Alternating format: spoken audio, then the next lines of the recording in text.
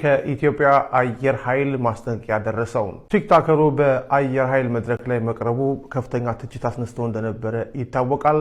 በዛሬው ዕለት ለአዶናይ ማስጠንቀቂያ ደርሶታል። ዝርዝሩን በአጭሩ ላቀርብላችሁ። ቲክቶከር አዶናይ ከሰሞኑ ለኢትዮጵያ አየር ኃይል አባላት የማነቃቂያ ንግግር ማድረጉን የሚያሳዩ ምስሎችን በማህበራዊ ሚዲያ ገጹ ላይ ማጋራቱን ተከትሎ በተቋሙ ላይ ከባድ የህዝብ ተቃውሞ ተቀስቅሷል።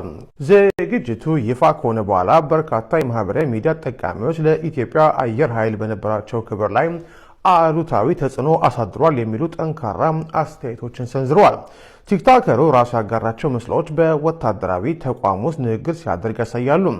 አስተያየት ሰጪዎች የሀገር መከላከያ ምሰሶ በሆነ ተቋም ውስጥ አንድ ተራ ቲክቶከር መቅረቡ ተቋሙን በጣም ዝቅ ያደርጋል ብለውታል።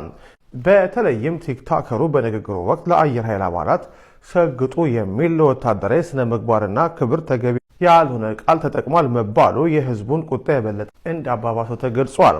በተፈጠረው ከፍተኛ የህዝብ ቅሬታና ትችት የተቆጡት የአየር ኃይሉ ከፍተኛ ባለስልጣናት በተቋሙ ክብር ላይ ድፍረት ተፈጽሟል የሚል አቋም መያዛቸውን የዘሀበሻ የአየር ኃይል ምንጮች ገልጸዋል።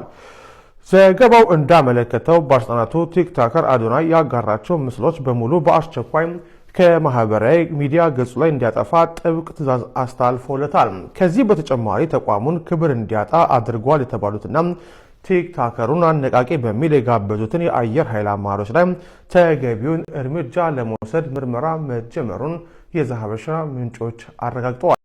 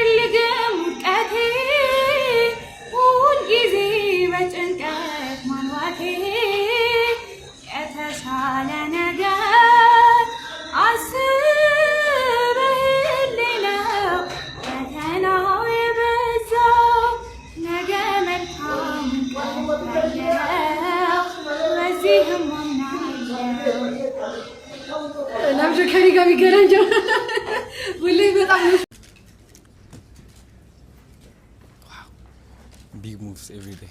So quite amazing.